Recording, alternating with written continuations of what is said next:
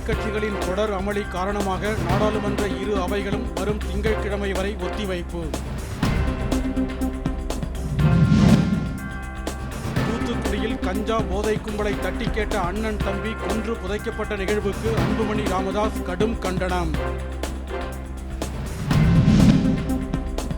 எடப்பாடி பழனிசாமியின் அழுத்தத்தால் பாஜக கூட்டணியில் இருந்து OPS வெளியேறவில்லை என நயினார் நாகேந்திரன் விளக்கம். கொலை செய்யப்பட்ட இளைஞர் கவின் குடும்பத்திற்கு முதல் கட்டமாக 6 லட்சம் ரூபாய் இழப்பீடு வழங்கியது மாநில ஆதிதிராவிடர் நல ஆணையம். ஆம்பூர் அருகே விபத்தில் சிக்கிய சுமையுந்திலிருந்து சாலையில் ஆறாக ஓடிய டீசல். தீயணைப்புத்துறை முன்னெச்சரிக்கை நடவடிக்கை. கோவை மற்றும் திருப்பூரில் வரும் 11, 12ஆம் தேதிகளில் நடைபெறவுள்ள அரசு நிகழ்ச்சிகளில் முதலமைச்சர் ஸ்டாலின் பங்கேற்பார் என அறிவிப்பு. திருப்பதி ஏழுமலையான் கோவிலில் ரீல்ஸ் காணொளி எடுக்க தடை. மீறினால் கடும் நடவடிக்கை எடுக்கப்படும் என கோவில் நிர்வாகம் எச்சரிக்கை.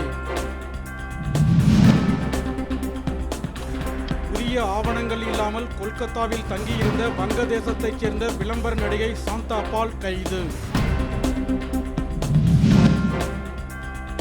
சேலத்தில் தனியார் நிறுவன ஊழியர்கள் ஊதிய உயர்வு கோரி கைபேசி கோபுரத்தில் ஏறி போராட்டம் நடத்தியதால் பரபரப்பு.